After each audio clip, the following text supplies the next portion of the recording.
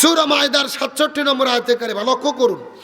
আল্লাহ তাআলা প্রথমে বলতেছেন, ইয়া আইয়ুহার রাসূল, হে রাসূল, বাল্লিগ, আপনি তাবলীগ করেন। জোরে কোন সুবহানাল্লাহ। বাল্লিগ শব্দটি হলো আমরের সিগা। আমর শব্দের অর্থ হলো আদেশ করা, অর্ডার করা, কমান্ড করা, হুকুম করা। আল্লাহ তাআলা নবীকে আদেশ করে বলতেছেন, বাল্লিগ, আপনি তাবলীগ করেন। তাহলে চিৎকার করে বলেন, তাবলীগ করতে হবে হুকুম কার? আরো জোরে। এখন বলেন, আল্লাহ যেটা হুকুম করে এটা সুন্নাত হয় না নফল হয়? বুঝো কোন সুন্নাত না নফল? সকলে কি মনে করেন ফরজ? তাহলে সবাই মিলে বলেন, তাবলীগ করাকে ফরজ করেছেন কে? আরো জোরে। খুব ভালো করে বোঝেন। এখন বলেন, বর্তমানে বাংলাদেশে তাবলীগ নামে একটা দল আছে না নাই?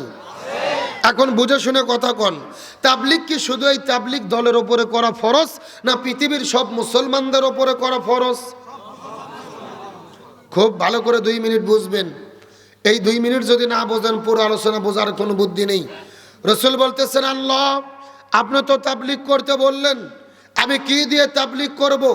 আল্লাহ কত চমৎকার করে বললেন, মা উনজিলা ইলাইকা মির রাব্বিক, আপনার রব আপনার ওপরে যে কোরআন নাজিল করেছে এই কোরআন দিয়ে আপনি তাবলীগ করেন। সুবহানাল্লাহ কোন? তাহলে চিৎকার করে বলেন, তাবলীগ করতে হবে কি দিয়ে? আরো জোরে বলেন, কি দিয়ে?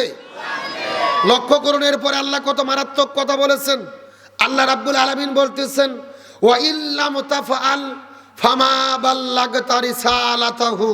হে রাসূল, আপনি খুব ভালো করে জেনে রাখুন, আপনি নবী যদি কোরআন দিয়ে তাবলীগ না করেন, আপনি নবী রিসালাতের দায়িত্বই পালন করলেন না।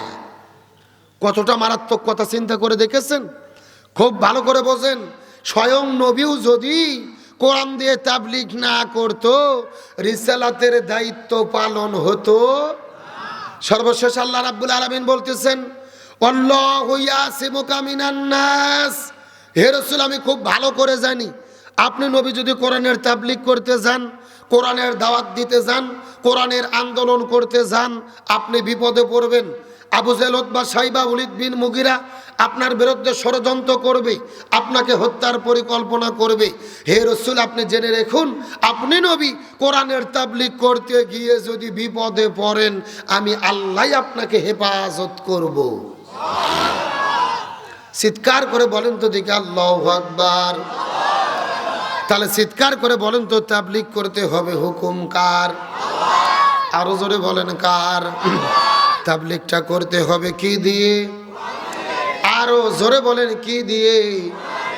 আর তাবলীগ করতে গিয়ে বিপদের মধ্যে পড়লে কে সাহায্য করবে? এ টাঙ্গাইল মধুপুরা মুসলমান বোঝার চেষ্টা করবেন। আমি কিন্তু আপনাদের মধ্যে আজকে দীর্ঘক্ষণ আলোচনা করব না, মাত্র কয়েক মিনিটের ভেতরে একটা মেসেজ আপনাদেরকে দেওয়ার পরে বিদায় নিয়ে চলে যাওয়ার চেষ্টা করব। তাবলীগ কেমনে করবেন, আর কোরআনের তাবলীগ করতে গিয়ে বিপদের মধ্যে পড়লে আল্লাহ তাআলা কেমন করে সাহায্য করবে, এই বিষয়টা আপনাদের বুঝিয়ে বিদায় নিয়ে চলে যাওয়ার চেষ্টা করব। কথাগুলো গভীর মনোযোগ দেব, তার চেষ্টা করবেন। আমার নবীজির উপরে আল্লাহ তাআলা সর্বপ্রথম যখন কোরআন নাজিল করলেন, আমার নবীজি কোরআনের দাওয়াত দেওয়ার জন্য রাজপথে ঝাঁপিয়ে পড়লেন। কিন্তু নবীজি যেখানে কোরআনের কথা বলে, আবু জেহেলের বাচ্চারা বাধা দেয়। নবী সেই জায়গার মধ্যে কথা বলে, আবু জেহেলের বাচ্চারা যায় হট্টগোল তৈরি করে। আল্লাহর কোরআন দলিল প্রমাণ পেশ করে বলেন, ওয়াকাল আল্লাযীনা কাফারু লা তাসমাউ লিহাযাল কোরআন। কাফিররা আইন জারি করে দিল, নবী যেখানে কোরআনের কথা বলে ওই জায়গার মধ্যে যে তারা বাধা সৃষ্টি করে, হট্টগোল তৈরি করে। এখন আমি আপনাদেরকে জিজ্ঞাসা করি, বলেন তো দেখি, ও টাঙ্গাইলের মুসলমান, আজকেও বাংলাদেশের ভেতরে কোরআনের কথা বলতে গেলে মাঝে মধ্যে বাধা আছে না নাই? আরো জোরে বলেন। আমার কথা সোজা, সেই সময় নবীজি কোরআনের কথা বলেছে, আর আবু জেহেলের বাচ্চারা ওই জায়গার মধ্যে যায় বাধা দিয়েছে। আজকে বাংলাদেশের ভেতরে যারা কোরআনের মাহফিলে বাধা দেয়, এরাই হলো ডিজিটাল আবু জেহেল। আরো জোরে কোন? এরকম লোক তো বাংলাদেশত নাই, একেবারেই নাই। আমার বন্ধুগণ মুসলমান বারা গভীর মনোযোগ, আমি আপনাদের মধ্যে যতগুলো কথা বলবো কোরআন থেকে দলিল দিয়ে কথা বলার চেষ্টা করব। মোবাইল থাকলে রেকর্ড করে নেন, খাতা কলম থাকলে লিখে নেন। সূরাটির নাম হলো সূরা আনফাল, আয়াত নম্বর হলো 30। সূরাটির নাম সূরা আনফাল, আয়াত নম্বর হলো 30। আল্লাহ কত চমৎকার করে বলে, ওয়াইদিয়াম কুরুবিকাল্লাযিনা কাফারু, ওয়াইদিয়াম কুরুবিকাল্লাযিনা কাফারু ইয়া রাসূলুল্লাহ। আবু জেল, উতবা, সাইবা, ওয়ালিদ বিন মুগিরা, আবু জেল আপনার বিরুদ্ধে ষড়যন্ত্র করতেছে, কিয়ামত পর্যন্ত করবে। ইয়ামকুরু শব্দটি হলো মুজারের সিগা, বর্তমান ভবিষ্যৎ, প্রেজেন্ট ফিউচার। আরবি গ্রামার যারা পড়েছেন, আরবি ব্যাকরণ যারা পড়েছেন তারা ভালো করে বুঝতে পারবেন। আল্লাহ তাআলা বলতেছেন আবু জেল আপনার বিরুদ্ধে ষড়যন্ত্র করতেছে, কিয়ামত পর্যন্ত করবে। এখন আমি আপনাদেরকে জিজ্ঞাসা করি, বলেন তো দেখি, আবু জেল কি কিয়ামত পর্যন্ত বেঁচে থাকবে? তাহলে আল্লাহ মনে হয় ভুল করে লিখেছে। আপনাদের কি মনে হয় আল্লাহ কি ভুল করে? আল্লাহ ভুল করেন এমন কথা বললে ইমানও থাকবে না। কিন্তু আল্লাহ তাআলা যদি মাকারা শব্দ দিলে অর্থটা হয়ে যেত। আল্লাহ মাকারা না দিয়ে ইয়ামকুরু শব্দটি কেন ব্যবহার করলো? এই আয়াতের ব্যাপারে তামাম পৃথিবীর ভেতরে সমস্ত মুফাসসির কিরাম একমত পোষণ করেছেন, কিয়ামত পর্যন্ত আবু জেহেল থাকবে না, কিন্তু আবু জেহেলের নাতি পুতিরা, যোগ্য উত্তরসূরিরা কিয়ামত পর্যন্ত দেশে দেশে থাকবে। কার বক্তব্য? আর একটু জোরে বলেন। আসেন আমি যদি একটা কথা বানাইয়া বলি, কাশিদ আমার জৌবা কাটে নেবেন, আমার কোনো আপত্তি নেই। তবে আমি কোরআন থেকে দলিল দিয়ে যদি কথা বলি আপনাদেরকে মেনে নিতে হবে। এ পেছন দিক থেকে উঠলো কে রে? কি? না না না না, আবু জেলের কথা শুনে তো ওটা লক্ষণ ভালো না। এ কথা কর না কে? ও উঠে গেলে অন্য সময় যাবে, কিন্তু আবু জেলের কথা শুনে যদি উঠে যায় আর পেশাব করার পরে যদি ফেরত না আসে, তাহলে মনে করবেন ভেজাল আছে। আমার বন্ধুগণ মুসলমান ভাইরা গভীর মনোযোগ, আল্লাহ তাআলা বললেন কিয়ামত পর্যন্ত আবু জেল জমিনের মধ্যে থাকবে। রাসূল আল্লাহর কাছে জিজ্ঞেস করে বলেন, আল্লাহ আপনি তো বললেন কিয়ামত পর্যন্ত আবু জেল থাকবে, কিন্তু আমরা আবু জেলদেরকে চিনতে পারবো কেমনে? আল্লাহ বলে, ইয়া রাসূলুল্লাহ, কিয়ামত পর্যন্ত আবু জেহেলে যারা হবে তারা সব সময় কাজ করবে তিনটা। জোরে বলেন কয়টা? আরো জোরে। জোর হলো না। এই তিনটা কাজ দেখে বোঝা যাবে টাঙ্গাইল জেলার মধ্যে আবু জেহেল আছে না নাই।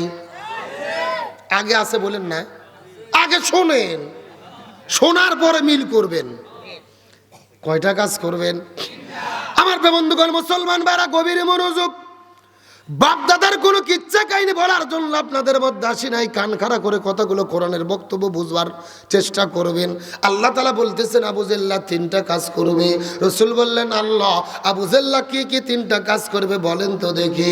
আল্লাহ বলি, ইয়া রাসূলুল্লাহ, এই তিনটা কাজের ভেতরে প্রথম নম্বর কাজ হলো এই জমিনের মধ্যে যারা কোরআনের হক কথা বলবে, কোরআনের সত্য কথা বলবে, এই জমিনের মধ্যে দিন প্রতিষ্ঠার কথা বলবে, জালেমের জুলুমের বিরুদ্ধে কথা বলবে, অন্যায়ের বিরুদ্ধে হুঙ্কার দিয়ে কথা বলবে। প্রথম নম্বর কাজ হলো যারা কোরআনের হক কথা বলবে, লিইউসবিতুকা, তাদেরকে তারা জেলের ভেতরে বন্দী করবে। আজকে গোটা পৃথিবীর মধ্যে লক্ষ্য করে দেখেন, কোরআনের কথা বললে জেলে যাওয়ার দরকার আছে না নাই? পুরো পৃথিবীর মধ্যে লক্ষ্য করে দেখেন কত আলেম ওলামা জেলের মধ্যে বন্দী। এই যে বাংলাদেশের ভেতরে বাঘের মতো সিংহের মতো হুঙ্কার দিয়ে দিয়ে জালেমের জুলুমের বিরুদ্ধে যিনি কথা বলতেন, শাইখুল হাদিস ইবনুল শাইখুল হাদিস, আমাদের কলিজার টুকরা আল্লামা মামুনুল হক। আরো জোরে বলেন। ওই শিশু বক্তা নামে পরিচিত রফিকুল ইসলাম মাদানী।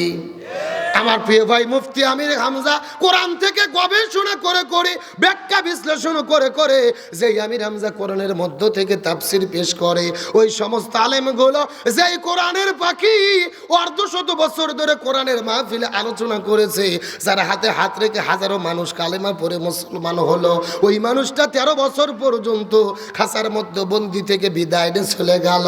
এ টাঙ্গাইলের মুসলমান আলেমেরা যে জেলের মধ্যে বন্দি হয়, আর যাদেরকে খাসার মধ্যে বন্দি করা হয়, আলেমদেরকে জেলে বন্দি করা হয়, আলেমদের কোনো অপরাধ নাই। অপরাধ হলো একটা, তারা জমিনের ভেতরে এই কোরআনের আসল তাবলীগ করেছে। আরো জোরে কন্যা কে, এটা হলো আসল তাবলীগ। আর আমরা 40 বছর ধরে তাবলীগ করতেছি, একটা পচা ডিমকে আমাদের মাথার উপরে মারে না। কথা কন্যা কে, আজকে আলেমগুলো খাসার মধ্যে বন্দী, তাদের কি কোনো অপরাধ? আল্লামা মামুনুল হকের কথা বারবার মনে পড়ে। আজকে একটা ভিডিও দেখার পরে লক্ষ লক্ষ কোটি কোটি মানুষেরা চোখের পানি ফেলে কান্না করে করে দোয়া করেছে। আদালতের মধ্যে ওঠানো হলো, হাতের মধ্যে বেরি, পায়ের মধ্যে বেরি, হাতের মধ্যে লাঠি নিয়ে যুবক বয়সের মানুষগুলো খাসার মধ্যে বন্দি করার পরে এমন অত্যাচার নির্যাতন করা হয়, 6 মাস পরে তারা আর হেঁটে হেঁটে যাইতে পারে না। কেউ বা হুইল চেয়ারে করে নিয়ে যেতে হয়, কারো বা হাতের মধ্যে লাঠি থাকে, লাঠিতে ভর করে যেতে হয়। আমরা বলতে চাই, যারা আলেমদের উপরে অত্যাচার করো, নির্যাতন করো, যুবক যুবক আলেমদেরকে বৃদ্ধ বয়সে পরিণত করে দাও। যুবক মানুষ যারা লাঠি ছাড়া হাঁটতে পারে না, আলেমদের ওপরে যারা জুলুম করেছো, একটা কথা মনে রেখো, তোমাদের একদিন আল্লাহর কাছে জবাব দিতে হবে। আমার বন্ধুগণ মুসলমান ভাড়া গভীর মনোযোগ। ছোট ছোট বাচ্চাগুলো একটা পলক দেখার জন্য আদালতের মধ্যে যায়, কোর্টের মধ্যে যায়, দেখা পর্যন্ত করতে পারে না। এই কোরআনের পাখিগুলো ছোট্ট বাচ্চাদেরকে দেখার পরে চোখের পানি ফেলে কান্না করে, সন্তানগুলোও কান্না করে, বাবাও কান্না করে। যেই মানুষগুলো 15-20 বছর ধরে বুখারী শরীফের দার্স দিল, 25 বছর ধরে কোরআন হাদিসের শিক্ষা দিল, যেই সমস্ত মানুষের হাতে থাকতো কোরআন, যেই সমস্ত মানুষের হাতে থাকতো বুখারী শরীফ, মুসলিম শরীফ, ওই সমস্ত মানুষের হাতের ভেতরে ডান্ডা বেড়ে যারা লাগাই দাও আর হাতের মধ্যে যারা লাঠি উঠাইয়া দাও, তোমরা ভালো করে জেনে রেখো, এই দুনিয়ায় শেষ দুনিয়া নয়। একদিন আমাদেরকেও কবরে যেতে হবে, সবাইকে আচর ময়দানে আল্লাহর সামনে দাঁড়াতে হবে। একটা কথা মনে রেখো রে, যদি বিন্দু মাত্র জুলুম করে থাকো, এই জুলুমের হিসাব কিন্তু আল্লাহর কাছে দিতে হবে। আজকে হাতের মধ্যে লাঠি, ডান্ডা বেরি, পায়ে ডান্ডা বেরি, এই মানুষগুলো কত কষ্টের মধ্যে দিন পাত করে, বছরের পর বছর যায়, মুক্ত আকাশে আসতে পারে না, সন্তানগুলো এতিম হয়ে গেছে, আলেমদের স্ত্রীগুলো বিধবা হয়ে গেছে। চিৎকার করে বলেন, হিসাব দিতে হবে কার কাছে? আরো জোরে বলেন। আমার বন্ধুগণ মুসলমান ভাড়া গভীর মনোযোগ। কথাই কথা মনে পড়ে, কথাগুলো সুন্দর করে আবেগ অনুভূতিতে বোঝার চেষ্টা করবেন। আজকে লক্ষ্য করে দেখলাম একটা যুবকের বাবা মারা গেছে। বাবা মারা গেছে, এই যুবকটা যখন জেলখানার মধ্যে বন্দী ছিল, তাকে সেই জায়গার মধ্যে থেকে প্যারোলে মুক্তি করে দেওয়া হয়েছে যেন বাবার জানাজার মধ্যে উপস্থিত হতে পারে। জানাজার মধ্যে চলে গেছে, হাতের মধ্যে বেরি, পায়ের মধ্যে বেরি, হাত আর পায়ের ডান্ডা বেরিগুলো এখন পর্যন্ত খোলা হয় নাই।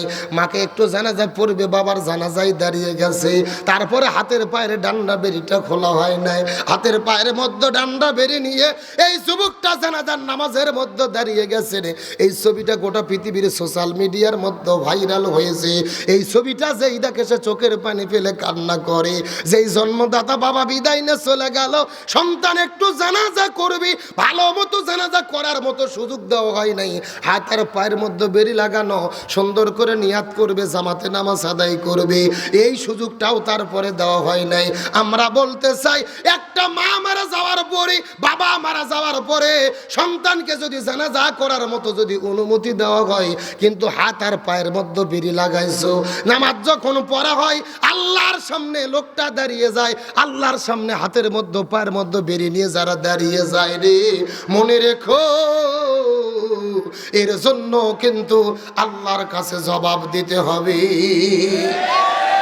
চিৎকার করে বলেন, আমরা নামাজের সময় যখন দাঁড়িয়ে যাই কার সামনে দাঁড়াই? আরো জোরে বলেন।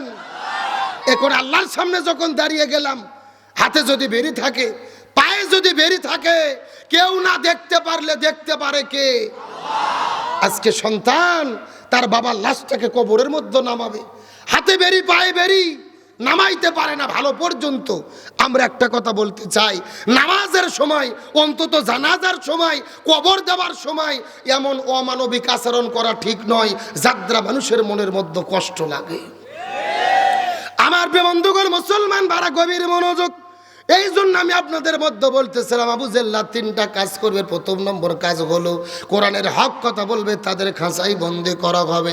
আর 2 নম্বর কাজ হলো এই জমিনের ভেতরে কোরআনের কথা বলার পরে এদেরকে জেলের মধ্যে বন্দি করে যদি দিনের পথ থেকে ফিরানো না যায়, ইসলামের পথ থেকে ফিরানো না যায়, কোরআনের পথ থেকে ফিরানো না যায়, 2 নম্বর কাজ হলো ইয়াকতুলুকা, প্রয়োজনে তারা তাদেরকে হত্যা করে বিদায় করে দেবে।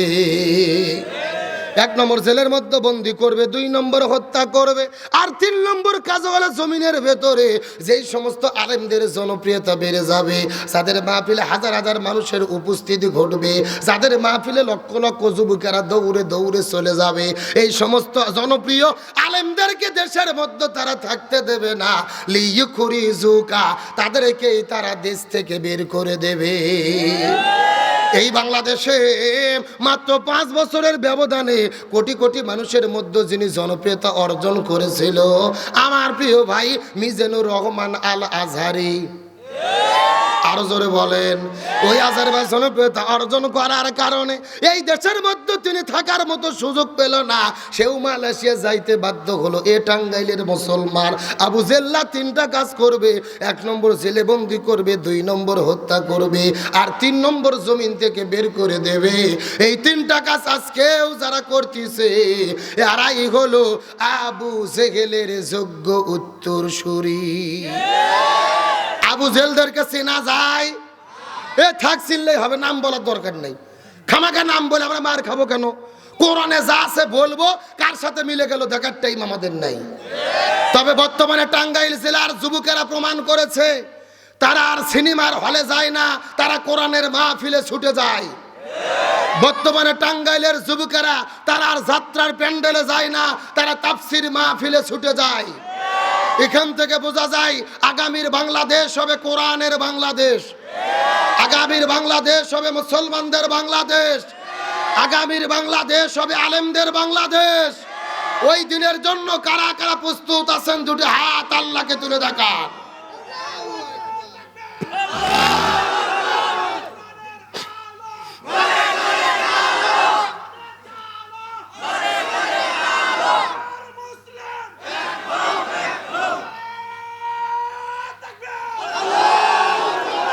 আল্লাহ কবুল করুক, বলেন আমিন। আপনাদের কি কষ্ট হচ্ছে? মন খারাপ করতেছেন? আলোচনা চলছে চলছে, তাহলে চিৎকার করে বলেন কোরআনের পক্ষে থাকলে বিপদ আছে না নাই? কিন্তু বাংলাদেশে সবাইকে বিপদে পড়ছে। এই বাংলাদেশে ভণ্ড পীর আছে না নাই? কথা কয় না।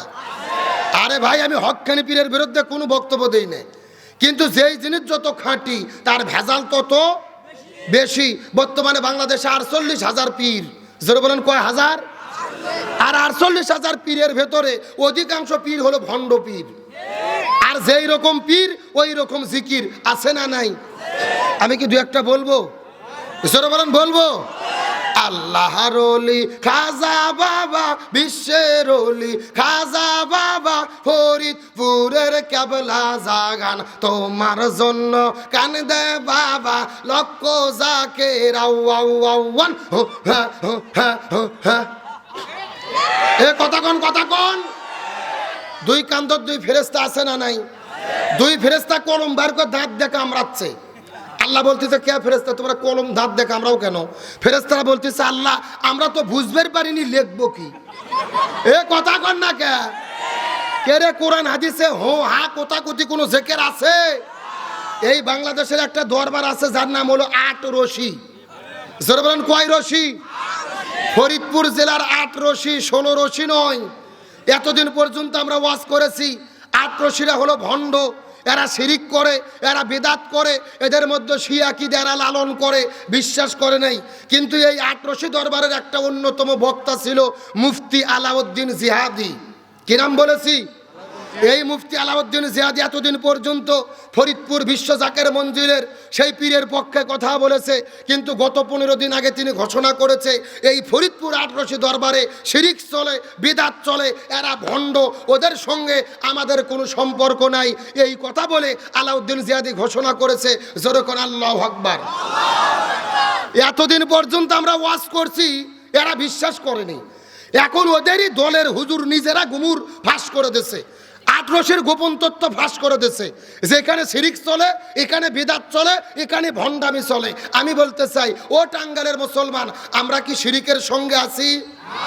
আমরা কি বিদআতের সঙ্গে আছি? আমরা কি ভণ্ডদের সঙ্গে আছি? শিরিক বিদআতকারী ভণ্ড পীরের সঙ্গে মুসলমানদের কোনো সম্পর্ক থাকতে পারে? আমরা আলাউদ্দিন জিহাদিকে স্যালুট দেই, সে সত্য প্রকাশ করেছে, হকের পক্ষে ফিরে এসেছে। কিন্তু আলাউদ্দিন জিহাদি যখন হকের পক্ষে ফিরে এসেছে, তখন ভণ্ডরা তার বিরুদ্ধে লেগে গেছে, তার বিরুদ্ধে কথা বলতেছে। আমরা আলাউদ্দিন জিহাদিকে বলি, তুমি আমাদের প্রিয় ভাই, আমরা তোমাকে স্যালুট করি, আপনাকে স্বাগতম জানাই, আপনি হকের পক্ষে এসেছেন, হকের পক্ষে থাকেন, আমরাই আপনাকে সাপোর্ট করব। হকের পক্ষে সমর্থন করার দরকার আছে না নাই? লক্ষ্য করেন আটরশি দরবার কতটা ভণ্ড, আমার দিকে তাকান। আমি আজ থেকে 5 বছর আগে ওই আটরশি দরবারে একদিন ঘোরার জন্য গেছি।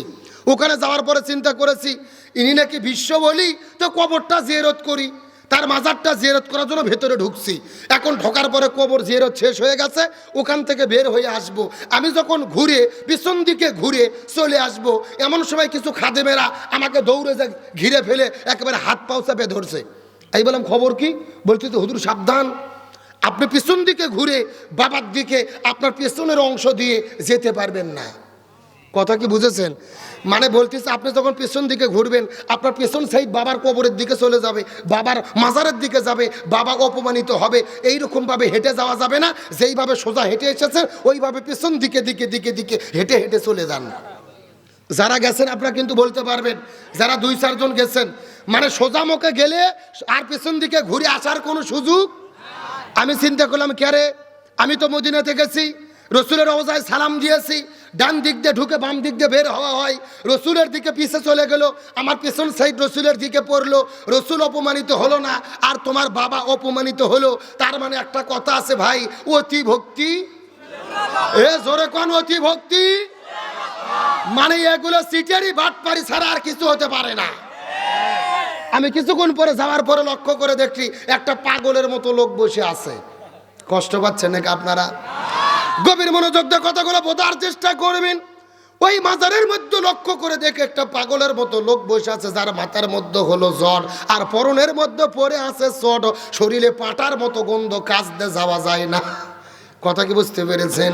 আমি আস্তে করে যাওয়ার পরে লক্ষ্য করে দেখি কিছু মহিলা যাওয়ার পরে ওই বাবার গাও ধরে টিপাটিপি করতেছে। এখন আমি আপনাদেরকে জিজ্ঞাসা করি, বলেন তো দেখি, মেয়ে মানুষ যদি ছেলে মানুষের গায়ে হাত দেয়, লক্ষণ ভালো না খারাপ?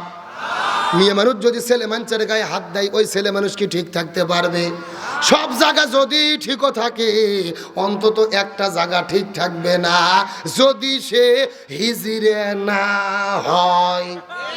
এ কথা কোন?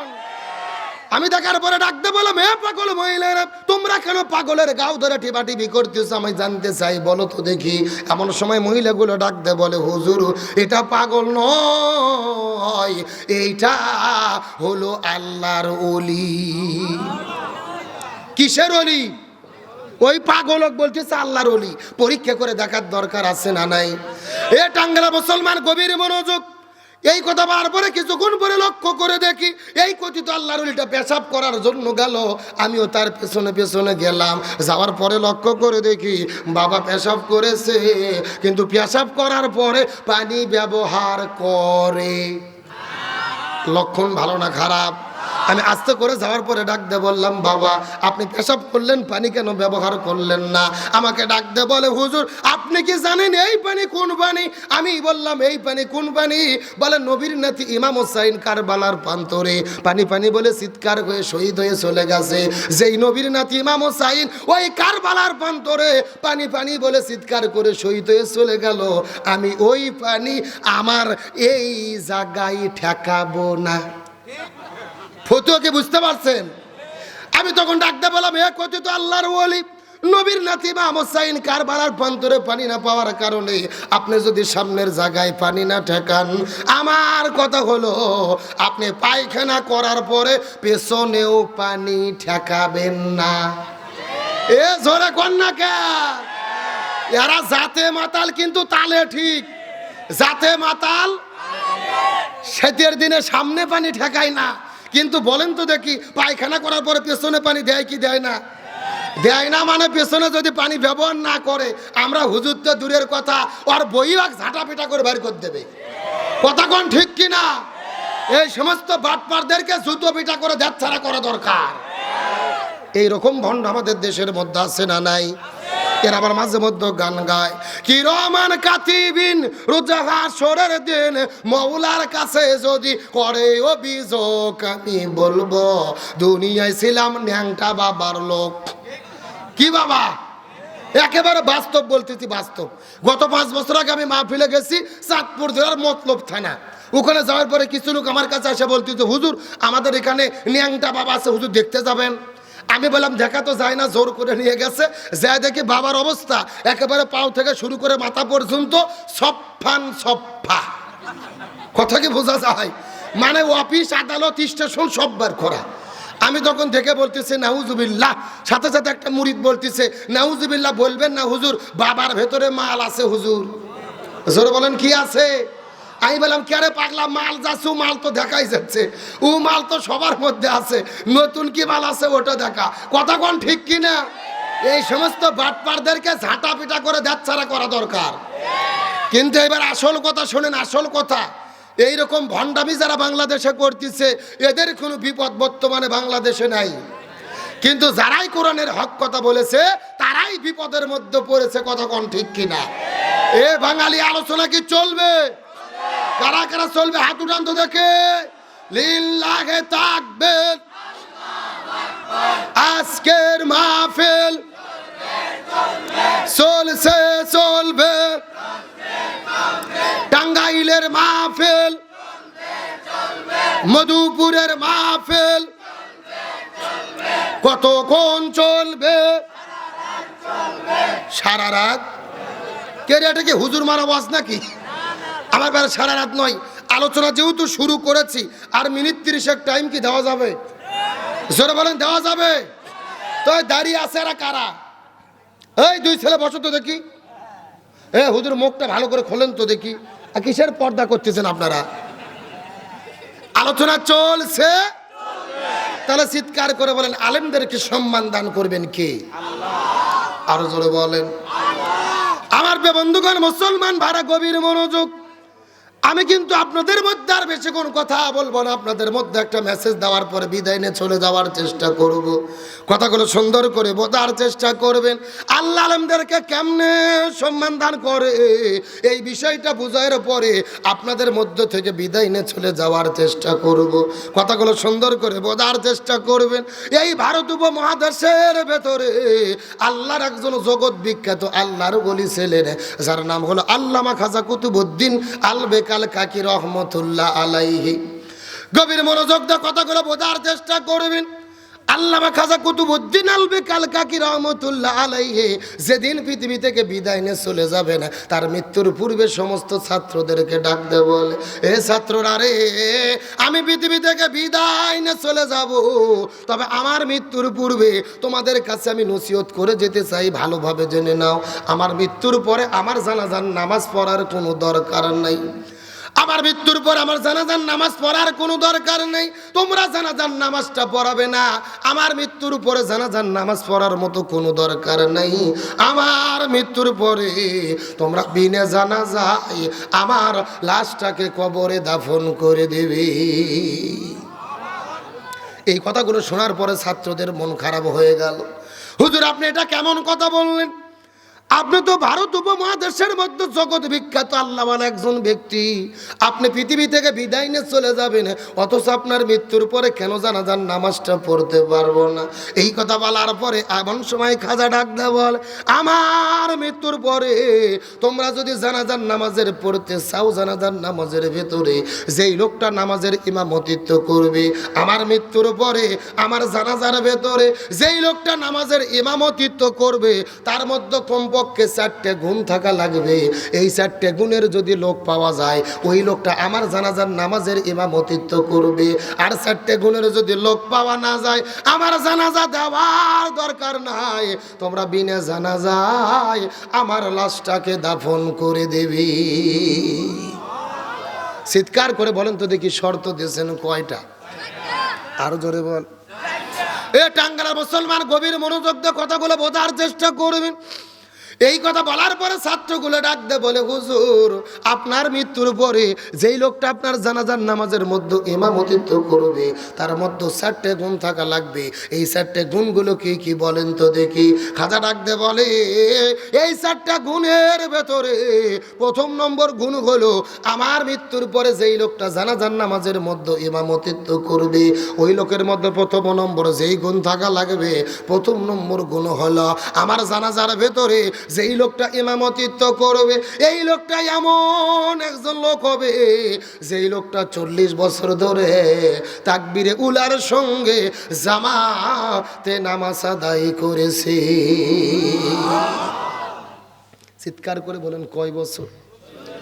যেই লোকটা 40 বছর ধরে তাকবীরে উলার সঙ্গে জামাতে নামাজ আদায় করেছে, আমার মৃত্যুর পরে যেই লোকটা জানাজার নামাজের ইমামতিত্ব করবেন, ওই লোকের মধ্যে 2 নম্বর যেই গুণটা থাকা লাগবে, শুধু 40 বছর ধরে জামাতে নামাজ আদায় করলে হবে না, আমার মৃত্যুর পরে যেই লোকটা আমার জানাজার নামাজের মধ্যে ইমামতিত্ব করবে, ওর মধ্যে 2 নম্বর যেই গুণটা থাকা লাগবে, যেই লোকটা 40 বছর ধরে ফরজ নামাজ আদায় করার পাশাপাশি গভীর রজনীতে ঘুম থেকে উঠে 40 বছর ধরে তাহাজ্জুদের নামাজটাও পড়তে একটা দিনও বাদ দেয় না।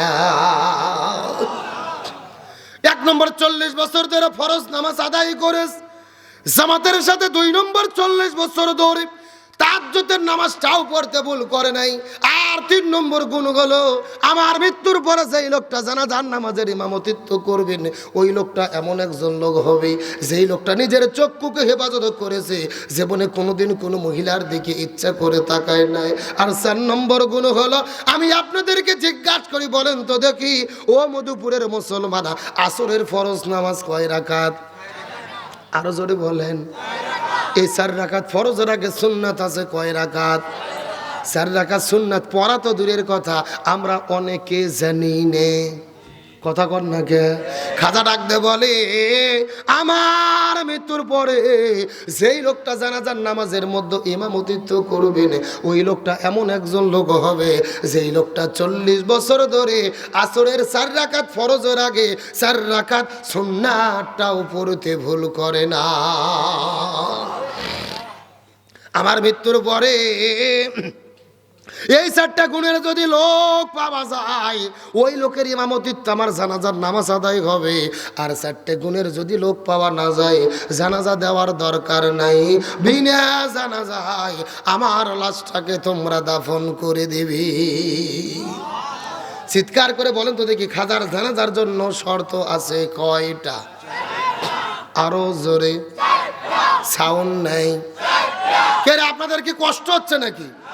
আলোচনা কি শেষ করে দেব? এই যে আমি বসে আছি সোজা, ডান দিকে 1 ভাগ, বাম দিকে 1 ভাগ, আপনারা মুখ বন্ধ করেন, আপনারা বলেন তো দেখি, খাজার জানাজার জন্য শর্ত আছে কয়টা? আরো জোরে। আপনারা মুখ বন্ধ করেন, আপনারা বলেন তো দেখি, খাজার জানাজার জন্য শর্ত আছে কয়টা? ওরে বাবা, কে রে? ভাগ করে দেন, সাউন্ড বাড়তিছে। তার মানে আপনি আলসামি করতেছেন না। আমার বন্ধুগণ মুসলমান ভাইরা, গভীর মনোযোগ। ডানে যারা আছেন কথা বলবেন, বামে যারা আছেন কথা বলবেন, মঞ্চে যারা আছেন তারাও কথা বলবেন। সবাই মিলে চিৎকার করে একসঙ্গে বলেন তো দেখি, খাজার জানাজার জন্য শর্ত আছে কয়টা? আরো জোরে। জোর হলো না। খাজার মৃত্যুর পরে এই 4টা শর্তের লোক খুঁজে পাওয়া যায় কিনা, আর শেষ পর্যন্ত জানাজা হয় কি না হয়, এই আলোচনা যদি করতে আর 30 মিনিট লাগে আপনাকে কষ্ট পাবেন, মন খারাপ করবেন। আলোচনা চলছে। আরে ভাই ওয়াজ মনে করেন কেবল লাইন ও তুটলো, ওয়াজের একটা লাইন আছে না নাই? শেষ কথা বোঝেন। তাহলে খাজা বিদায় নেওয়ার সময় শর্ত দিচ্ছেন কয়টা? আরো জোরে বলেন। আমার বন্ধুগণ, মুসলমান ভাইরা গভীর মনোযোগ, শেষ কথাগুলো ভালো করে মাথার মধ্যে ঢুকানোর চেষ্টা করবেন, আবেগ অনুভূতি নিয়ে বোঝার চেষ্টা করবেন। এই 4টা শর্ত দেওয়ার পরে পরের দিনে সকালবেলা খাজা পৃথিবীর মধ্য থেকে বিদায় নিয়ে চলে গেলেন। খাজা মৃত্যুবরণ করার পরে চতুর্দিক থেকে হাজার হাজার মুসলমানেরা, লক্ষ লক্ষ মুসলমানেরা তার জানাজার নামাজের মধ্যে উপস্থিত হয়ে গেছে। তাকে দেখার পরে চোখের পানি ফেলে কান্না করে করে দোয়া করে। এখন আমি আপনাদেরকে জিজ্ঞাসা করি, বলেন তো দেখি, এ মধুপুরের মুসলমান আজকেও বাংলাদেশের ভেতরে আলেমেরা বিদায় নিলে মানুষেরা কান্না করে দোয়া করে কি করে না? গভীর মনোযোগ দিয়ে কথাগুলো বোঝার চেষ্টা করবেন। এই বাংলাদেশে এমনও নেতা মরে যায়, যেই সমস্ত নেতা মরার পরে মানুষ ইন্নালিল্লাহ পড়া তো দূরের কথা, অনেকে খুশির ঠেলায় বলে আলহামদুলিল্লাহ। আরো জোরে বলেন। কিন্তু আলেমেরা বিদায় নেওয়ার পরে মানুষেরা কেমন করে কান্না করে। এই যে গত 3 বছর আগে বাংলাদেশ থেকে বিদায় নিয়ে চলে গেল শাইখুল হাদিস আল্লামা আহমদ শাহ শফি রহিমাহুল্লাহ, আমাদের মধ্য থেকে বিদায় নিয়ে চলে গেল আল্লামা জুনাইদ বাবু নগরী রহমতুল্লাহ আলাই, আমাদের মধ্য থেকে বিদায় নিয়ে চলে গেলেন আল্লামা নূর হোসেন কাসেমি রহমতুল্লাহ আলাইহি, আমাদের মধ্য থেকে বিদায় নিয়ে চলে গেলেন আল্লামা জুবাইর আহমদ আনসারী রহমতুল্লাহ আলাইহি। এই যে গত 3 মাস আগে আমাদের মধ্য থেকে বিদায় নিয়ে চলে গেল এই বাংলাদেশের একজন কোরআনের পাখি ছিল। 150 বছর ধরে কোরআনের মাহফিলে মাহফিলে যিনি আলোচনা করলেন, তামাম পৃথিবীর 150 দেশের মধ্যে ঘোরাফেরা করেছে। যারা আলোচনা শোনার পরে হাজারো মানুষ কালেমা পড়ে মুসলমান হয়েছিল, ওই কোরআনের পাখি আল্লামা সাইদি বিদায় নেওয়ার পরে তামাম পৃথিবীর লক্ষ লক্ষ মানুষেরা চোখের পানি ফেলে কান্না করেছে রে। এখান থেকে বোঝা যায় আলেমের মৃত্যুতে মানুষেরা কান্না করে দোয়া করে কি করে না। এই বাংলাদেশের 68,000 গ্রামের ভেতরে এমন কোন গ্রাম নাই যেই গ্রামের মধ্যে আল্লামা সাইদের জন্য মানুষেরা চোখের পানি ফেলে দোয়া করেনি। এমন কোন মসজিদ নাই যেই মসজিদের মধ্যে দোয়া হয় নাই। আমি বোঝানোর জন্য বলতেছি, সময় কম, বিস্তারিত বলতে পারবো না। এই জন্য খাজা বিদায় নেওয়ার পরে চতুর্দিক থেকে হাজার হাজার মানুষেরা চোখের পানি ফেলে কান্না করে করে তার কাছে দোয়া করে। কিন্তু জোহর নামাজ পার হয়ে যায়, জানাজা হয় না। আসর নামাজ পার হয়ে যায়, জানাজা হয় না। লক্ষ লক্ষ মানুষেরা চিৎকার করে বলতে থাকে, এ পৃথিবীর মানুষেরা তোমরা কি খাজার জানাজা পড়বা না? আমরা একটু জানাজাটা পড়ে বাড়িতে দিয়ে চলে যেতে চাই, অনেক দূর থেকে এসেছি, রাত হলে তো যেতে পারবো না। এই কথা বলার পর একটা ছাত্র দাঁড়িয়ে বলেন, এই পৃথিবীর মানুষেরা রে, আজকে খাজার জানাজা হবে না, বিনে জানাজায় খাজার লাশটাকে দাফন করা হবে। লক্ষ লক্ষ মানুষ কান্না করতে বলে, না না না, এটা কখনোই সহ্য করা যায় না, কখনোই মেনে নেওয়া যায় না। খাজা বিদায় নিয়ে চলে গেল, তার জানাজার নামাজটা কেন হবে না? কেন জানাজা পড়বা না বলো তো দেখি? একটা ছাত্র দাঁড়িয়ে বলে, পৃথিবীর মানুষেরা খাজা বিদায় নেওয়ার পূর্বে 4টা শর্ত দিয়ে গেছে, এই 4টা শর্তের মানুষদের জানাজা পড়াতে হবে। তবে দুর্ভাগ্যজনক বিষয় হলো, খাজা সকালবেলা বিদায় নেওয়ার পরে এতক্ষণ পর্যন্ত খোঁজাখুঁজি করেছি, এই 4টা শর্তের মানুষ এখনো পর্যন্ত খুঁজে পাই না। এই কথা বলার পর লক্ষ লক্ষ মানুষ চিৎকার করে বলা শুরু করল, এ মাদ্রাসার ছাত্ররা তোমরা ভালোভাবে জেনে নাও, খাজার মৃত্যুর পূর্বে কোন 4টা শর্তের কথা বলে গেছে রে। এই 4টা শর্তের কথা এই লক্ষ মানুষের মধ্যে বলে দাও, একজন মানুষ অন্তত থাকলেও থাকতে। গভীর মনোযোগ দিয়ে কথাগুলো বোঝার চেষ্টা করবেন। এই কথা বলার পর একজন ছাত্র দাঁড়িয়ে গেলেন, লক্ষ লক্ষ মানুষের সামনে চিৎকার করে ডাকতে বলেন, এই পৃথিবীর মানুষেরা, খাজা মৃত্যুবরণ করার পরে 4টা শর্ত দিয়ে গেছে, এই 4টা শর্তের যদি একজন মানুষ পাওয়া যায়, ওই মানুষটির মাধ্যমে জানাজার নামাজ হবে। তোমাদের ভেতরে, এই লক্ষ মানুষের ভেতরে এমন কি কোনো মানুষ আছে নাকি রে, যেই মানুষটা 40 বছর ধরে একা আধারে তাকবীরে উলার সঙ্গে জামাতে নামাজ আদায় করেছে? তোমাদের মধ্যে এমন কি কোনো মানুষ আছো নাকি যেই মানুষটা 40 বছর ধরে তাহাজ্জুদের নামাজটাও পড়েছে? তোমাদের মধ্যে এমন কি কোনো মানুষ আছে নাকি যেই মানুষটা নিজের চোখ দিয়ে জীবনে কোনো মহিলার দিকে তাকায় নাই? তোমাদের মধ্যে এমন কি কোনো মানুষ আছে নাকি যেই মানুষটা আসরের আগে 4 রাকাত সুন্নাতটাও পড়তে ভুল করে না? এমনও যদি কোনো মানুষ পাওয়া যায়, এই মানুষের দ্বারা জানাজা হবে। আর যদি 4টে গুণের মানুষ না পাওয়া যায়, জানাজা হবে না রে। বিনা জানাজায় ওই খাজার লাশটাকে কবরে দাফন করতে হবে। এই কথা বলার পর লক্ষ লক্ষ মানুষেরা চিৎকার করে কান্না করলেন। খাজার জানাজা হবে কি হবে না, এই লক্ষ মানুষের মধ্যে একজন মানুষ খুঁজে পাওয়া যাবে কি যাবে না, এই জন্য চতুর্দিক থেকে মানুষেরা চোখের পানি ফেলে কান্না করে। এই জানাজাটা হবে কি না হবে, এই আলোচনাটা অবশ্যই আপনাদেরকে শোনাবো। তবে এখন আমি আপনাদেরকে নিয়ে যেতে চাই হযরত আলীর কাছে। আলী রাদিয়াল্লাহু তাআলা কাঁধের উপরে ফাতেমাকে নেওয়ার পরে জান্নাতুল বাকির দিকে যাওয়া শুরু করলেন। মনে আছে না নাই? হযরত আলী রাদিয়াল্লাহু তাআলা ফাতেমার লাশটা কাঁধের উপরে নিয়ে আস্তে করে করে জান্নাতুল বাকির দিকে যাওয়া শুরু করে দিলেন। ওইদিকে কবরের পাশে আবু যর পাগল হয়ে গেছে। কবরকে ডাকতে বলে, কবর রে, খবরদার খবরদার, তুই বেদবি করবে না। এই কবরের মধ্যে এমন একজন মানুষ আসবেন, আসাদুল্লাহিল গালিবি, হযরত আলীর স্ত্রী ফাতেমা। এই কবরের মধ্যে এমন একজন মানুষ আসবেন, হাসান হোসেনের মা ফাতেমা। এই কবরের মধ্যে এমন একজন আসবেন, জান্নাতি নারীদের সর্দারনি ফাতেমা। এই কবর রে, খবরদার খবরদার, তুই বেদবি করবি না। এইরকম বলতে বলতে বলতে বলতে হঠাৎ করে কবরের মধ্য থেকে কে যেন চিৎকার করে ডাক দে বলে, ওরে পৃথিবীর মানুষের, আরে তোমরা ভালোভাবে জেনে নাও, আমি কবর আলীর স্ত্রী ফাতেমাকে চিনি না। আমি কবর আসাদুল্লাহিল গালিব হযরত আলীর স্ত্রী ফাতেমাকে চিনি না। আমি কবর হাসান হোসেনের মা ফাতেমাকে চিনি না। আমি কবর জান্নাতি নারীদের সর্দারনি ফাতেমাকে চিনি না। আমি কবর নবীর মেয়ে ফাতেমাকে চিনি না। এই পৃথিবীর মানুষেরা, তোমরা গভীর মনোযোগ দিয়ে ভালোভাবে জেনে নাও, আমি কবর চিনি আমল রে। আমল যদি ভালো হয়, আমি কবর জান্নাতের বাগান হয়ে যাব। আর আমল যদি খারাপ হয়, আমি কবর কাউকে ছাড়ব না। এ টাঙ্গাইলের মুসলমান গভীর মনোযোগ দিয়ে মাথা ঢুকানোর চেষ্টা করেন। যেই কবর নবীর মেয়ে ফাতেমাকে চেনে নাই, যেই কবর আসাদুল্লাহিল গালিব হযরত আলীর স্ত্রী ফাতেমাকে চেনে নাই, যেই কবর হাসান হোসেনের মা ফাতেমাকে চেনে নাই, ওই কবর চিনবে আমল। এই জন্য আমুলিয়তের জিন্দেগিটা গঠন করা লাগবে। ওই কবর দুনিয়ার কোনো ধনী গরিবকে দেখবে না, ওই কবর কোনো নেতা কর্মীকে দেখবে না, ওই কবর কিন্তু সাদা কালোকে দেখবে না, ওই কবর দেখবে আমল। এই জন্য মৃত্যুর আগে আমুলিয়তের জিন্দেগিটা গঠন করার দরকার আছে না নাই? গভীর মনোযোগ, কথাগুলো সুন্দর করে বোঝার চেষ্টা করবেন। আল্লাহ তাআলা আমাদেরকে সৃষ্টি করেছেন, আল্লাযী খলাকাল মাউতা ওয়াল হায়াতা লিয়াবলুয়াকুম আইয়ুকুম আহসানু আমালা। আল্লাহ বলে, আমি তোমাদের জীবনকে সৃষ্টি করেছি ভালো ভালো আমল কারা কারা করে পরীক্ষা করে দেখার জন্য। এই টাঙ্গাইল মধুপুরের মুসলমান, এই মাহফিলটা প্রত্যেক বছর করে কি লাভ হবে? লক্ষ লক্ষ টাকা খরচ করে মাহফিল করে কি লাভ হবে যদি আমাদের জীবনের পরিবর্তনটা করতে না পারি, যদি আমাদের ঈমান আমলের পরিবর্তনটা করতে না পারি?